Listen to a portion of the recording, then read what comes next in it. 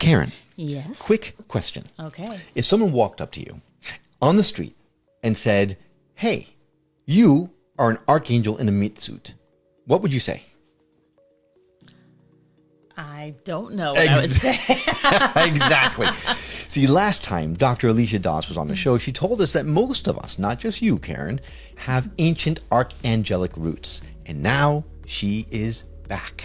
And Yay. this time, she's bringing the big wings with her. We're talking about connecting to your angelic name, your cosmic purpose, and yes, how to tell if your gut feeling is an actual guardian angel whispering secrets in your ear or just last night's burrito. So grab your Halos metaphysical family, because this one might just activate your archangelic ancestry and help you fly just a little bit higher. The Skeptic Metaphysicians starts now. My name is Will. And I'm Karen. And unlike Mulder and Scully, we both want to believe. So we've embarked on a journey of discovery. We've talked to people deeply entrenched in the spiritual and metaphysical world. We've thrown ourselves into weird and wonderful experiences. I even joined a coven of witches. And wait, you joined a coven? Yep, all in the interest of finding something. Anything. That will prove that there's something beyond this physical, three-dimensional world we all live in. This is the Skeptic Metaphysicians. What if I told you that the secret to transforming your entire day starts before your feet even hit the floor in the morning? Hey there, I'm Will from the Skeptic Metaphysicians and New Reality TV, and I want to invite you to reclaim your mornings with our free email mini course, The Power of Mindful Mornings. Now, I don't know about you, but for me, if my morning doesn't start on the right foot, my entire day becomes much more challenging than it really needs to be. So, over the last few years, we've developed a way to ensure that my morning routine helps me set the day off on this mythical right foot. See, in just a few minutes a day, for 6 days, you'll discover simple, soul-nourishing practices that help you reduce stress, boost your energy, and tune into your inner wisdom before the chaos of the world even begins. We're talking breath work, energy resets, intention setting, so much more, all practical, powerful, and easy to start using right now. Now, this isn't about becoming some Zen monk overnight. It's about creating a sacred pause so that you can stop reacting and start living on purpose. And did I mention it's totally free? Tap the link in our show notes, join the movement, and meet your morning with mindfulness. Believe me, if you follow these practices, your morning reset is going to set you up for such a beautiful experience for the rest of your day. It's a great way to keep your mind on your spiritual awakenings while you move through the day in a 3D world that really tries to help you to forget that you are in a spiritual awakening process. So, go ahead and tap that link in the show notes, join the movement, and meet your morning with mindfulness. Because how you start your day is how you live your life. Hey there, I'm Will. And I'm Karen. Welcome back to an exciting episode of the Skeptic Metaphysicians. Today's returning guest is none other than author, spiritual intuitive, transformational counselor, and straight up angel whisperer, Dr. Alisha Doss, with a doctorate in spiritual science and a groundbreaking book on the way with Hay House. She's here to help us tap into our angelic origins, discover our divine name, and maybe even remember how to fly. Ooh. Right? So welcome back to the show, Dr. Alisha Doss. How are you doing today? Oh, I'm always happy when I get to be with you guys and play with you and tell inappropriate jokes. And that may or may not have happened before we started recording. I don't know what you're talking about. And it may or may not have been me who was doing the inappropriate jokes, just to put it out there. But, okay. Doc, it's so nice to see you again. The last time we were here, we had such a wonderful conversation that we couldn't wait to have you back on. So now this is probably the second of many, many times that you're going to be on the show because you're one of our favorites. So, well, last time that you were on the show, you dropped a bombshell about the fact that we all had angelic roots. So what has been the feedback that you've gotten since you've been on the show about that statement by itself? well, you know, it's not usually a statement that I just, like, hi, paper or plastic, you were an angel. It's not. Not generally, not generally. Right. So usually people have some sort of spiritual heritage. They have some sort of, they've done one of my classes, maybe read a blog, an article or something. So it's not a complete shocker. But so usually usually there's always a follow-up question. Well, does that mean me? Is usually the follow-up question. Does that mean everybody? And so, usually I say, if you are asking the question, it probably does mean you. Some of us have more of an angelic heritage than others. That doesn't mean they're necessarily higher. It means that's their culture. Just like I'm half Indian, half English, so I might be more, my skin might be more olive. That doesn't mean that I'm, it just means I'm different than somebody who's Scandinavian. So in my experience, so the whole book, Your Angelic Ancestry, so they did change the name from Your Archangelic Ancestry because nobody could say you're archangelic. Go figure. Did you see me stumble like 5 times during the? I did. That was a hard one. It is. I guess it is. It's, not for me because I've been saying it since I was tiny, but so it's now called Your Angelic Ancestry because people can say it. Discovering your archangelic name. So it really is, we were archangels before we were humans because archangels have souls and they have free choice, also known as free will.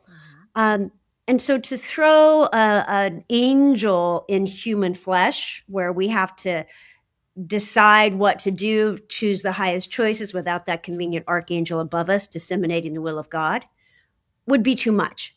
So my experience and my work with people for 35 years since I was a toddler, it really has borne out that we were archangels because the archangelic is so much more ancient than this latter-day experiment of the human consciousness, so that we were archangels before we incarnated into the angelic to learn more about free choice, to learn more about co-creatorship. And I could keep going, but do you have a follow-up question? And I can answer more specifically what you'd like to know. If you don't, I do. Go ahead. Okay, so that is exciting and weird and scary all at the same time, right? Scary? Why scary? It's not scary. Because we got, how do I put this? Willingly gave up so much to be in this experience, this 3D experience.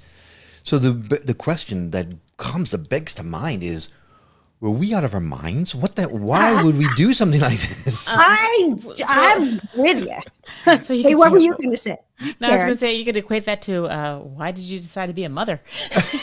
Because you give up so much. Right. That's fair. It's fair, And yeah, I'm so with you, brother. Like, what the heck were we thinking? Yeah. Here's what we were thinking. We're in the soul realm. It's all beautiful. It's all there. Or we were in the angelic realm. We were an archangel. We're in our pastel robes. We're like, we look at the human realm. We go, we could grow a lot faster there because it sucks in so many ways. All right. It's fantastic in so many ways, but it's also difficult. Yeah. And we were up in the soul realm, or we were in the angelic realm, and we went, oh, that'll be easy. Right. And then we get here and we're like, what have we done? aging, bodies, man's in climate change. What the heck, right? Yeah. And yet we grow so much faster here than other places precisely because it's so challenging. A lot of spiritual teachers say that souls line up to incarnate. And specifically, this planet is more challenging than other planets even. How do we know that? Well, you travel the realms, that's a whole other story. But so we grow much faster here. And a lot of spiritual teachers say souls line up to incarnate here precisely because they grow so much faster. And my cheeky retort to that is, yeah, and they line up to get off too. Yes. Oh. Oh my gosh. See that I'm thinking about roller coasters, and people line up to go on the scary roller coaster because there's the fun parts and then the not so fun parts. But it's all about the ride. Yeah, but you know that roller coaster, those videos that you see people strapped in and all of a sudden they lose their minds and they pass out and they come back up and they pass out and they come back. That's kind of like it feels like what we're going through. Like, what the heck are we thinking? We're strapped in, we're going, and then, It's kind of like reincarnation, isn't it? yeah, exactly. Yes. So we just got to strap ourselves in and hope for the best. Yeah. Exactly. So here's a question I did not expect to ask, Okay. but something that you said just sparked that in my head. Mm-hmm. Some people believe that Satan, for example, was an angel or an archangel that actually fell. Mm-hmm. Some folks might liken the descent from the archangelic experience or existence into the 3D as a somewhat of a fall. What do you consider, like, what do you think about something like that, where, like, could Satan have fallen and fallen even more? Or how do you put those things together? I love that question, actually. And ask me. I love edgy questions, and you guys always ask them, which is so great. So here's my experience. Satan is the human, this also a meat sack kind of, Satan is not physical, but in the human essence or ethereal consciousness, right? Satan is the earthbound form of Lucifer.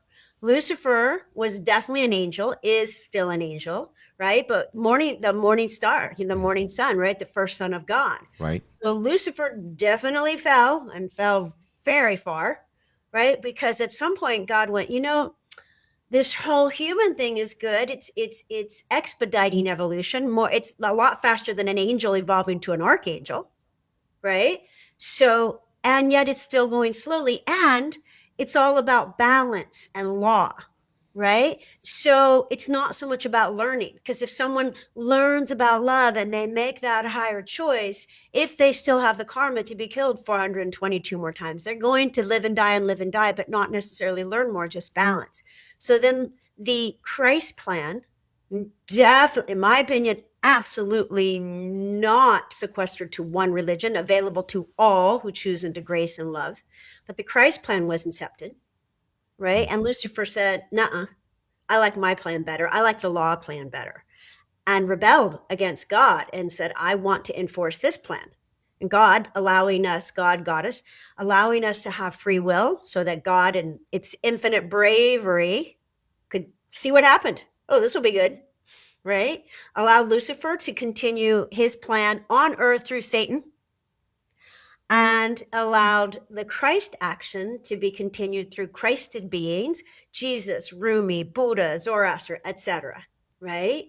And so both plans concomitantly run on our planet, and we get to choose which foot are we going to have on which side, or can we pick up that foot and go, oh my gosh, so many temptations, my momentum of this planet is downward, but I'm going to choose up into grace. Got it. Okay. So are we here because we fell?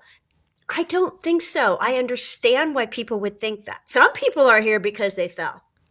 Absolutely. Some people, did some terrible thing, and rut-row woke up here, right? But I don't think that most of us fell. Certainly we fall and we rise again, and we make dumb choices and we fall and we get back up, right? But I think most of us are here because we chose to know far more about co-creatorship and free will than we could have other places. Wow. So now I'm thinking about Satan. Ooh, we're gonna have a spicy podcast. I was not intending it to go in this direction. just one question. Okay, so you mentioned how Lucifer wanted to go in a different direction. Mm-hmm. So why do you think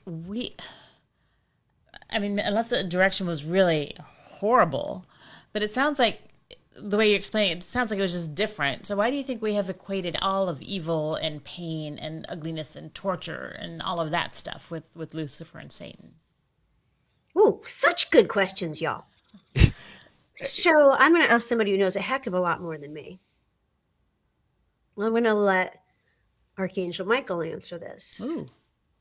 So what I'm hearing is,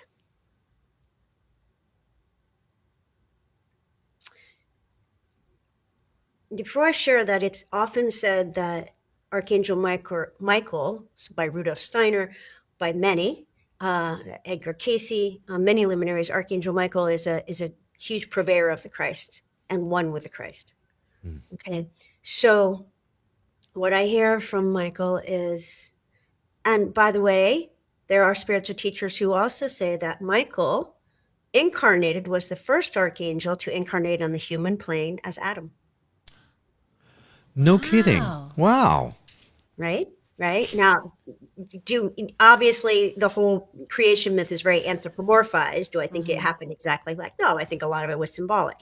Right. But that's who started it. So what I hear in answer to your question is Lucifer is equated with so much evil because, first of all, to go against the will of God when you know better is considered evil.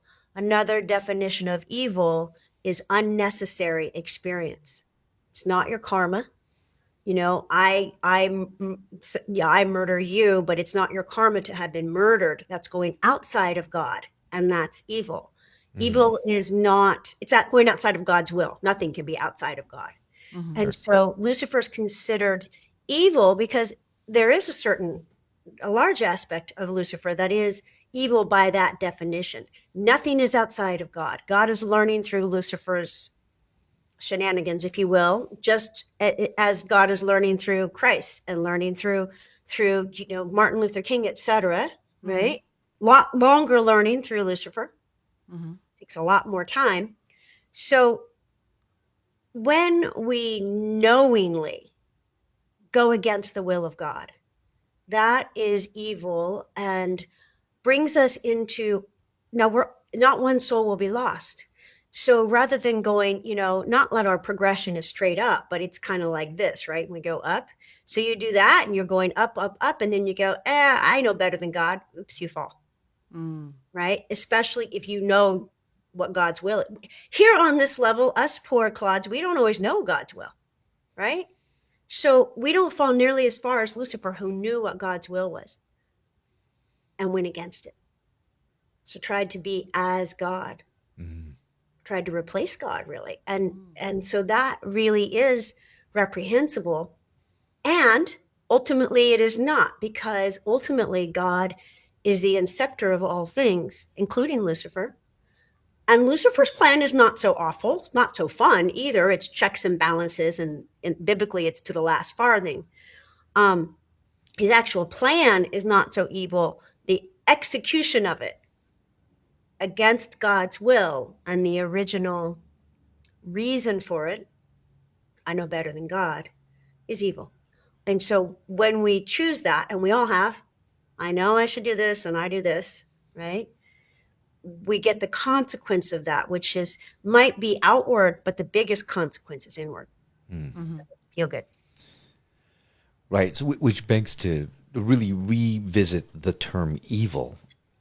It really encompasses so much more than, when you think evil, you think Satan, right? Evil. But evil, in the way that you're explaining it, is much more than just like something really bad that you did, but rather something that goes against the will of God, I guess is what you're saying.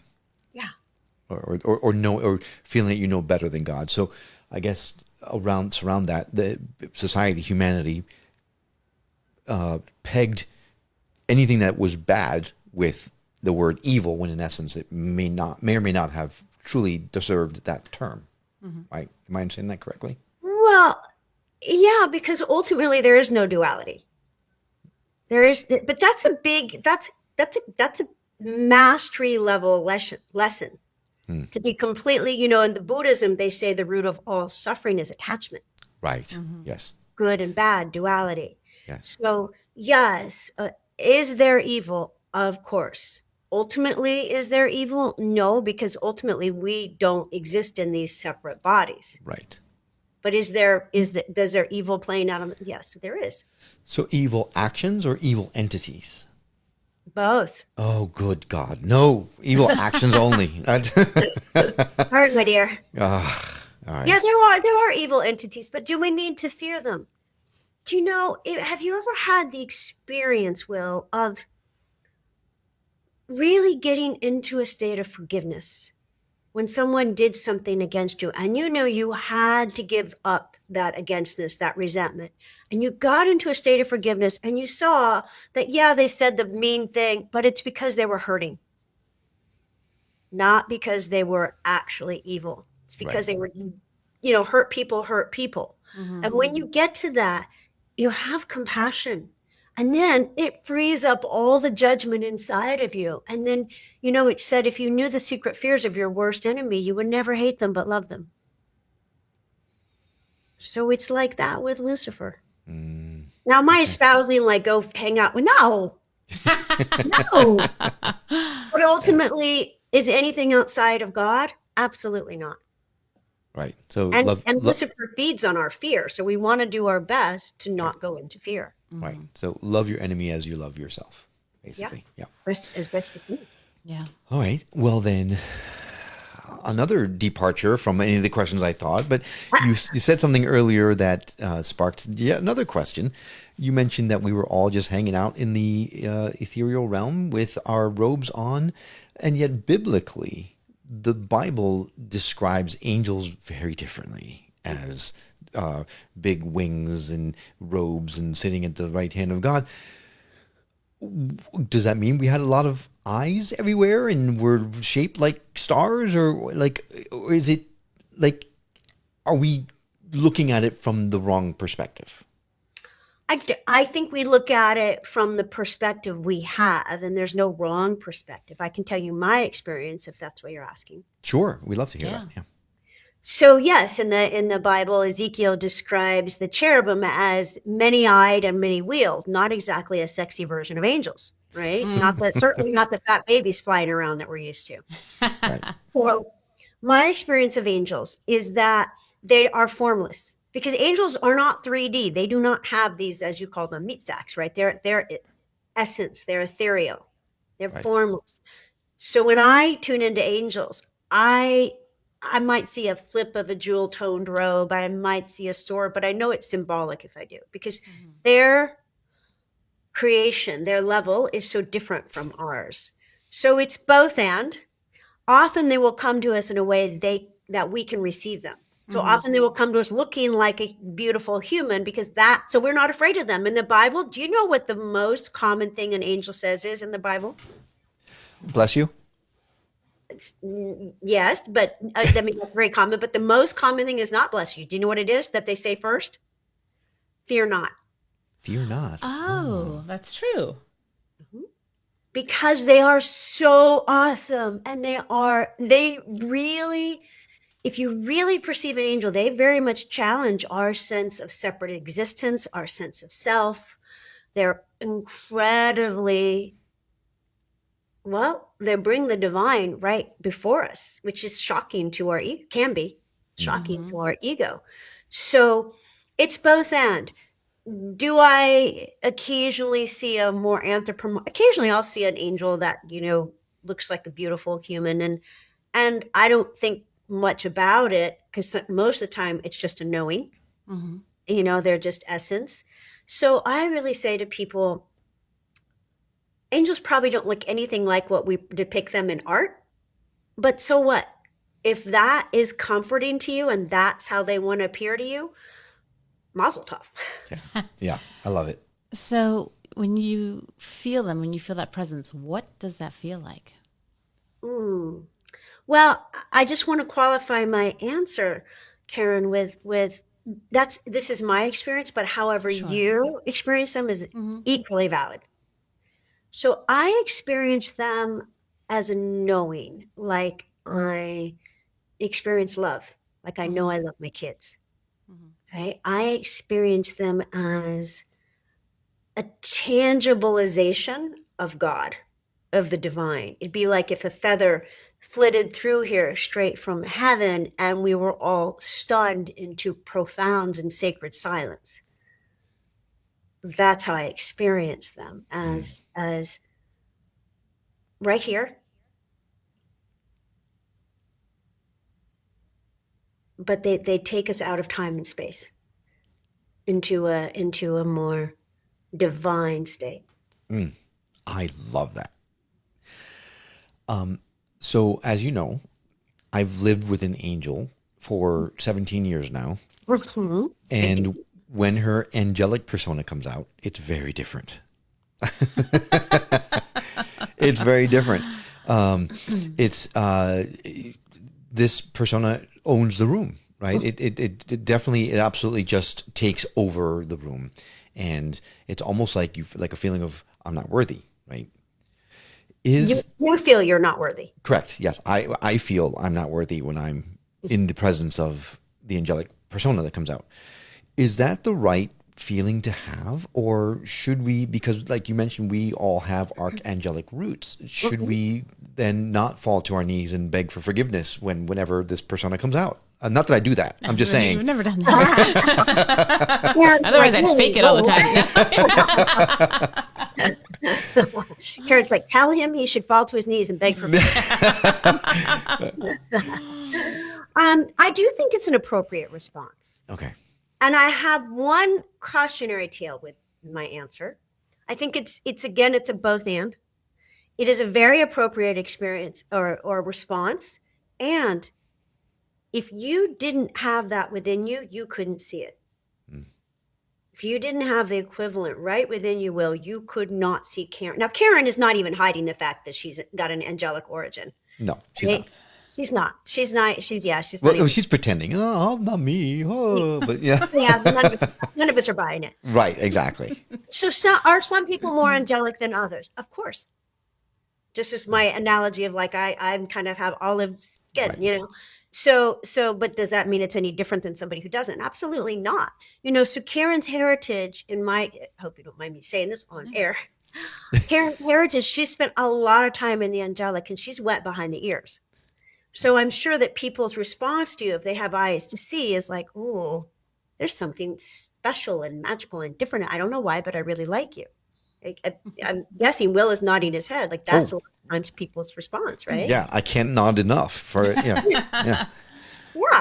Yeah. Now, does that mean Will is any less special? Absolutely not. It means Will has a different heritage. So I look at you, Will, and you're someone who is a bit more balanced, and you've spent some lifetimes on the human and the angelic and the Davic, which is the nature kingdom, other planets. Whereas Karen and I are more like we just kind of hung out in the angelic and then, you know, decided to come to this crazy place. So, but I do see, you know, but I would say you wouldn't be here if you hadn't evolved to an archangel, at least for some of your lifetimes. You might have spent more as an archdeva. That's the nature kingdom. Also not physical. I think she's calling me an animal. No, archangels are not animals. Right.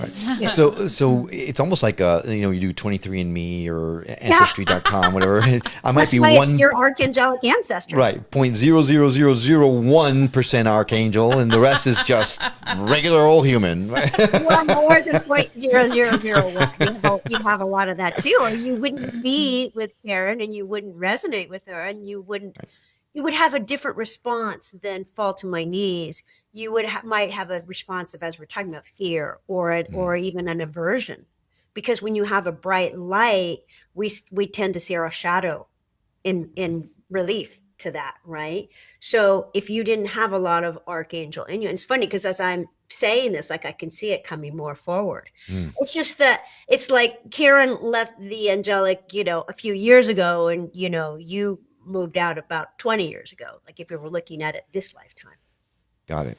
So I'm more road worn than Karen, basically. You're street smart. Yeah.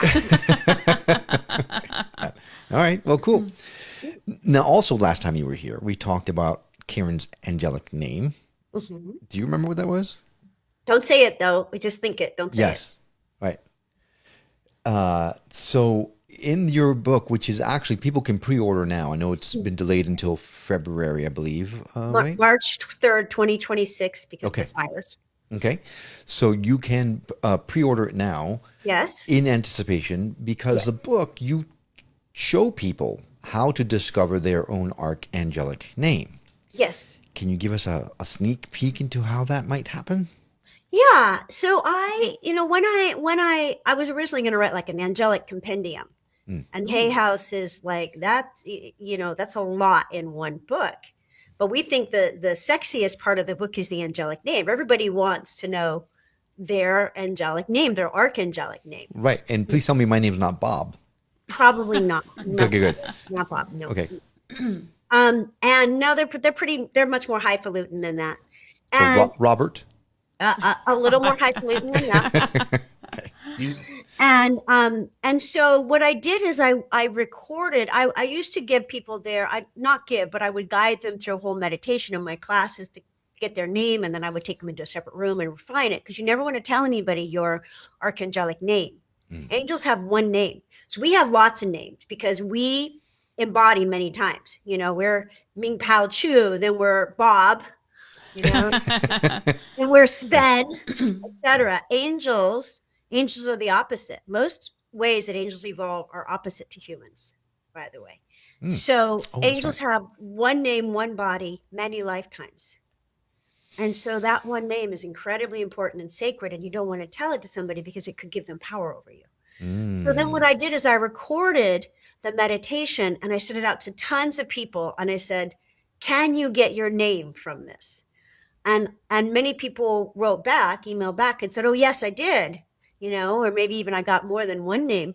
And then I kept refining, so I asked for feedback on the meditation, you know, and I kept refining it until people reliably got their name from that meditation. So it's in the book. The whole how-to is in the book. It's like I think it's the 6th chapter, because there's a whole lot of foundation so you remember your name accurately. And then you can go and listen to the meditation. There's a lot of QR codes in the book to go listen to the meditation, receive your name, and then learn, well, now that I've received it, what can I do with it? Gotcha. I'm so curious. I don't suppose you have an advanced copy you could give friends and family or something, right? I can send you an advanced copy. Yeah. I mean, if you can, it's not, no worries if not. Not a physical copy yet, but. Sure. Yeah. So how do angels originally get their name? My experience is so when they're an angel, so they incarnate, they're spark from God, you know, and they get their name then, but they don't necessarily know it until they're an archangel, because again, angels are in a collective.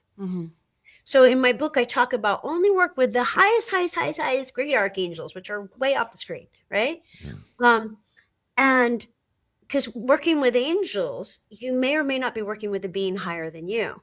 So certainly your guardian angel is different. And a lot of people's, depending on whom they are, a guardian angel might be a lesser archangel, you know, or it might be it might be an angel.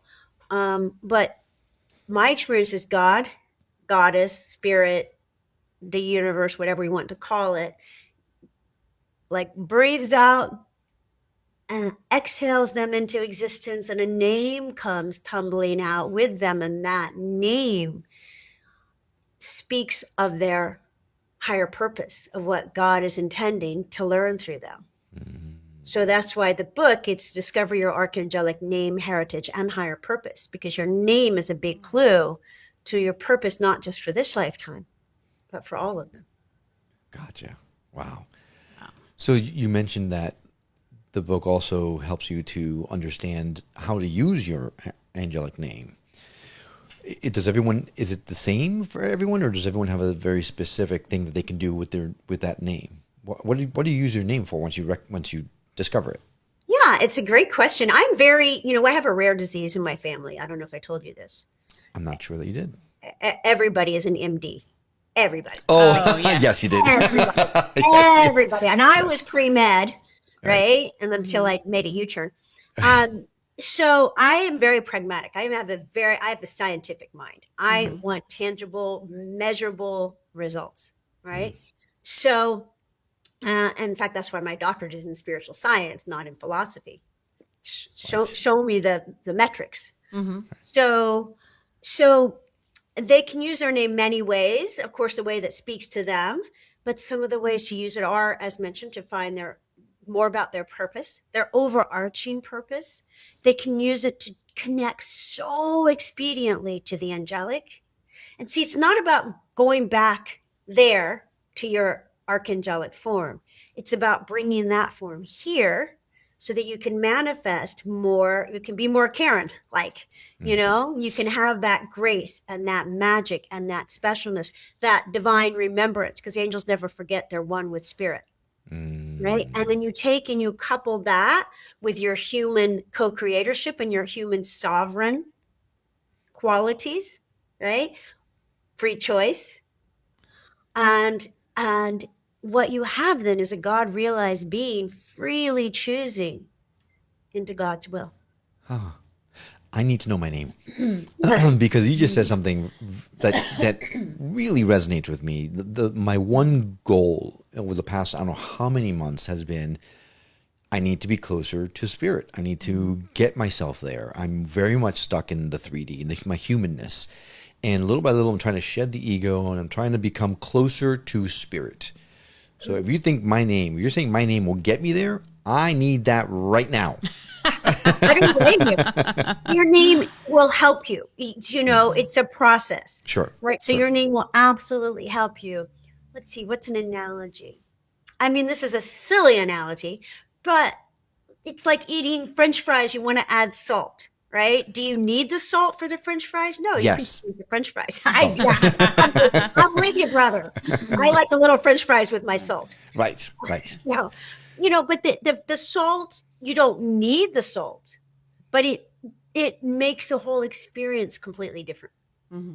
So you don't need your angelic name to remember spirit, but having your angelic name is a big shortcut. I could see how that would be the case. Mm-hmm. I could see how that could be the case. Okay.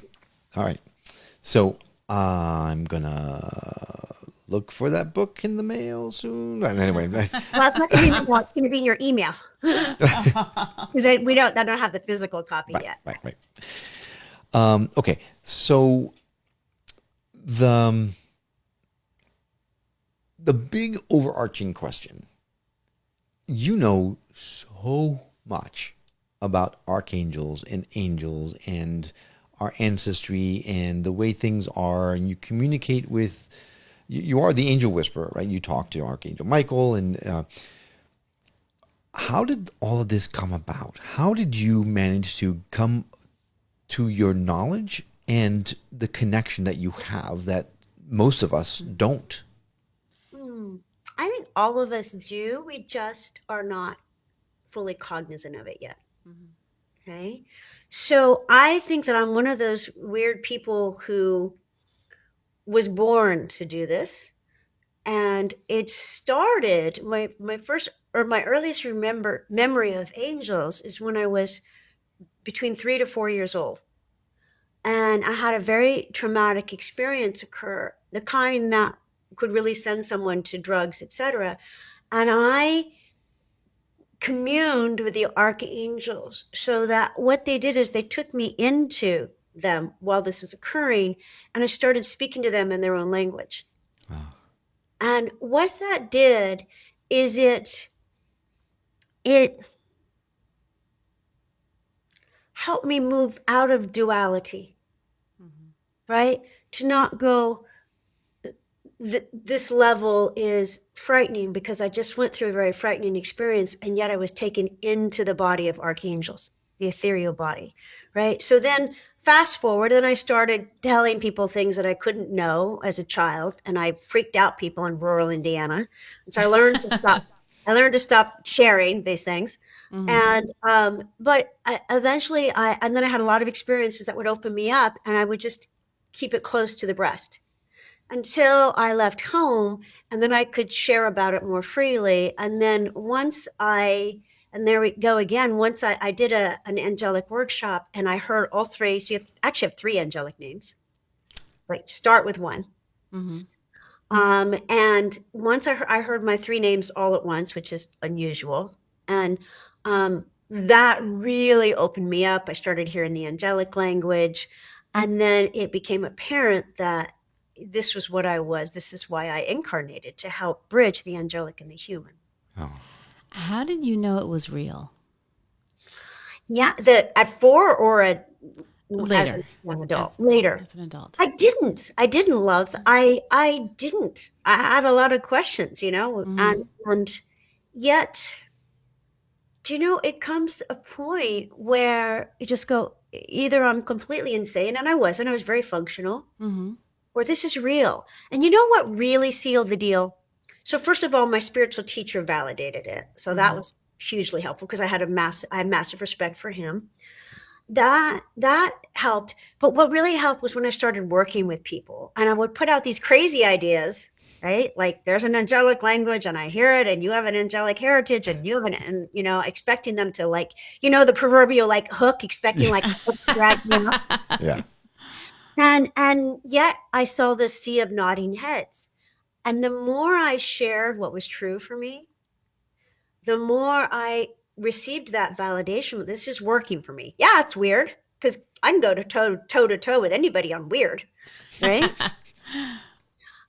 But it was working for people. They were remembering God. They were getting along with their spouse better. They were more patient. They were suddenly, you know, sitting down to meditate because they understood that Raphael is the angel you call upon if you don't feel like doing your spiritual practice. You know, they were getting, again, I'm this spiritual scientist. They were getting results, and that actually validated things for me. I went, okay, can't entirely rule out me being crazy, but that means everybody is. So if everybody is, then none of us are. Right. Yeah. So just to point out something you said, having someone that really knows, validating is a big first step, right, Karen? So I'm just wanting, you know, make sure I understood, right? Someone who understands angels validating might have the first step towards actually saying, maybe not crazy. I'm just putting it out there. Possibly. That was clearly a loaded question. Eh? Yeah, the funny thing is, it's not just you. It's repeatedly. People have repeatedly seen what you see, and she's still, I don't know, maybe you'll see a bit, but Kara, my dear, I don't shoot the messenger, but you're hugely angelic, hugely, and it's a beautiful thing. yes. I know we want to go, oh shucks, not me, but it's sweetie, you remember people to the divine. It's like I said, it's like a feather floating through the air. So embrace it. It's not, one of my favorite things that my spiritual teacher said was ordinariness is a prayer condition to God. So we're all special, which also means none of us are special, both true. But you have a magical quality about you. And the more you embrace that and step into that, the more of service you'll be. Well, I do want to be more of service, so. And that's the whole quality of the angelic kingdom, by the way. Service. Yeah. Humans is free choice. There were iterations before the angelic, right? The whole raison d'etre, the whole reason for being of the angelic is for God is to learn about service. Ours is for God to learn about free choice, free will. Oh. If this mic wasn't on an arm, I would drop it.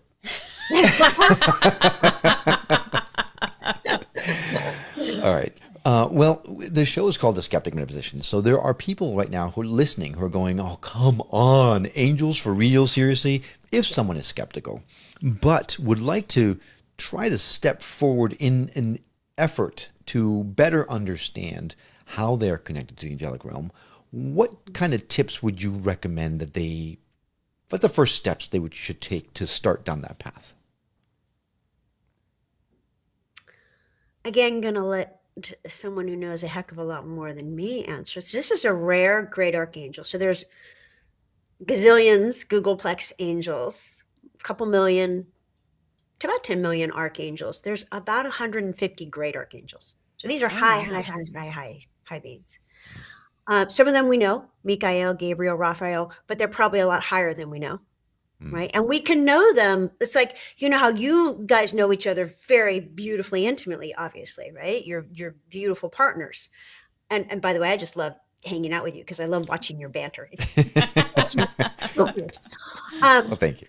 We have fun. Of course. But so we know people in different iterations, not iterations, but we know them to different degrees. So we might know Michael at this level starting out, and then we might eventually get to know his more pristine form.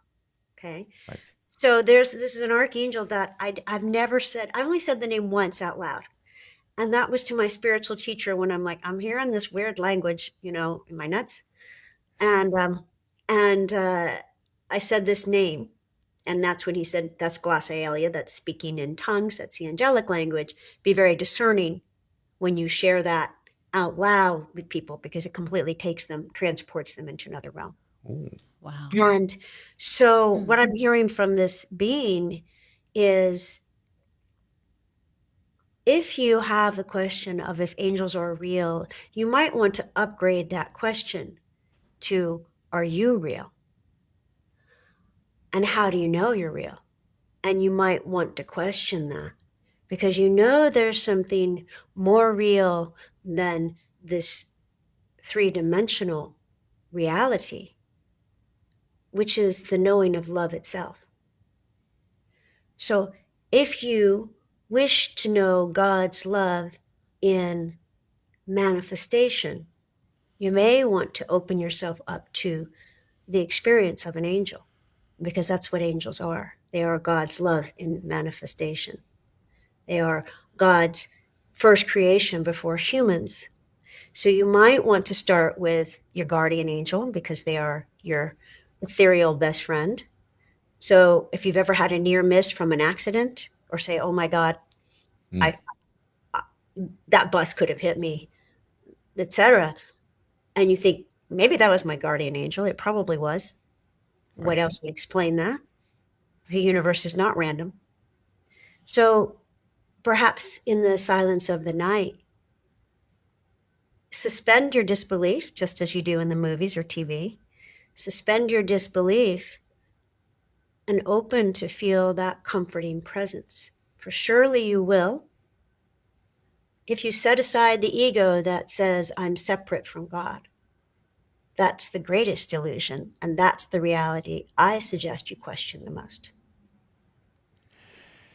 You said that so much better than I possibly could have thought of, because that's exactly how I experienced it, is by allowing myself to just feel and question, and that opened me up to something like this. So that's a beautiful answer to that question. Thank you for that. Of course. So as if we didn't throw you enough curveball questions before, we typically have some curveball questions that we ask some of our guests that come on, if they're open to answering them. We can always edit these out if you can't answer. So just, if you're open to them, I'm happy to throw them your way, if you're cool with it. Absolutely. Okay. Well, these are kind of kooky questions and stuff. So that's shocking coming from you. I know. My middle name is Kooky, by the way. But, and by the way, it wasn't really her angelic name that we had, but before the end of the show, I'm going to share with you the name that we said was your angelic name, even though it wasn't. Oh my God, the angel's here. She's here. Yes. Okay. Sorry. Anyway, here's the curveball questions. Let's say Hollywood calls. You're asked to be the angel consultant on a new metaphysical action series. What is one angelic truth you'd insist that they get right on screen? Angels are not outside of you. They are within you, speaking from within you, directing you to the truth that you are one with God, one with love, one with that highest direction that scares you, and you are here to manifest the will of God.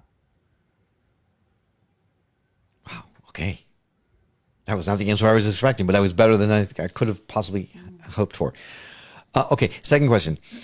If Karen really is an archangel, and honestly, we all know, I know that she is, what celestial job title do you think I'd have in the angelic realm? And be honest, because I can take it. Okay. Celestial job title. Yeah. Whoa. This is a long title. This is more of a job description. Can I do a job description instead? Absolutely. Yep.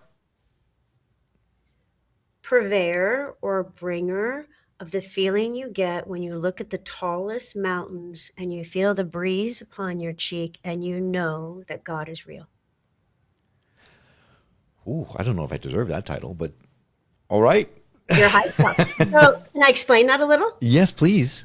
Please. So when I look at you, so yeah, I do angels, but I also do connect with spirits of nature, which to me is another heritage we have, very related to the angelic. So there are devas or spirits of mountains. And when I look at your consciousness, I see that a part of you has a connection to the spirit of a mountain. And so what does that mean? It means that you have this particular power with you that is not intimidating to people, but rather inspiring. So they tend to go with your crazy ideas. Yeah, and they are crazy. Yes. Yeah, they go with your crazy ideas because you inspire confidence in people, right? Because you have this rock solid, and I mean this in a very positive way, rock solid quality about you that is not shakeable. And that makes people feel relaxed and secure. Wow. I love that. Thank you. Just call me Mountain from now on. All right, last question. You're granted one angelic superpower to give every listener right now. Which do you choose and why? You are a messenger of God. So angel means messenger. So if I could grant wouldn't be me granted it because to me they already have it, but I would grant them the trust in their attunement. And I would say, take that divine pause before you run willy-nilly into your day or into that next action, and tune in and speak out loud the messages that you hear to guide you in your day. So to know that they are all messengers of God. Okay. Thank you for playing along. Those are fun for me. Those are fun. A little easier to answer than like, what's Satan and Lucifer? Why are they though? You seem to have you answered those perfectly. So I didn't see any challenges there. If someone obviously wanted to pre-order your book or get in touch with you to work with you in some way, what's the best way for someone to reach out? Thank you for asking. So my book is just a few days ago went on pre-sale. The physical copy won't come for about 6 months, but if they order the book they can go to Amazon, Barnes and Noble, Books a Million, wherever, and order the book. Then I'm going to be starting a launch club. So they'll get a course. I'll start sending excerpts from the book. So basically I'll send them the entire book by the time the book comes out, but it'll be in bite-sized pieces. So if they go to my website, aliciadoss.com/book. So my name, aliciadoss.com/book, and order the book from there. Then I'll start sending bonuses, excerpts, whole chapters. Oh, the outtakes. Those are fun. There are angelic outtakes. There are angelic outtakes. Ooh, I like that. I must see those. Yes, I'm going to buy the book. So, awesome. Well, Doc, Alisha, Dr. Doss, thank you so much for coming on the show. It's always so much fun to spend time with you. And as always, we were left with so many other questions, but we can look forward to having you on. Maybe when the book comes out, we'll have you back on, and we'll. I would love talk. that. Sure. I would love that. You guys are so much fun, and you ask really, you ask questions that most people don't have the courage to ask, and I so appreciate that. I hope that doesn't mean that we are offending you, because it's Not at all. that's a very brave question there, Will. Not remotely. I love it. All right. Well, good. We never want to piss anybody off. So, No. all right. Well, it's been a real pleasure. Thank you so much for coming on the show again. And we look forward to seeing you again soon. Absolutely. Thank you so much. All right. Thank Take you. care. Okay, well, that does it for this episode of the Skeptic Metaphysicians. Thanks for coming along on this journey beyond the veil. If you're enjoying the ride, don't forget to visit us at skepticmetaphysician.com to dive even deeper into the world of metaphysics and spiritual awakenings. Follow us also on your favorite social media platforms. We're always sharing mind-expanding content and behind-the-scenes fun. And if you're craving connection with like-minded seekers, join our community. The link is on the show notes. And hey, if you're feeling the vibes, help others find us by leaving a review on Apple Podcasts. It makes a huge difference, and we would be so grateful. Until next time, keep questioning, keep seeking, but most of all, keep your mind open.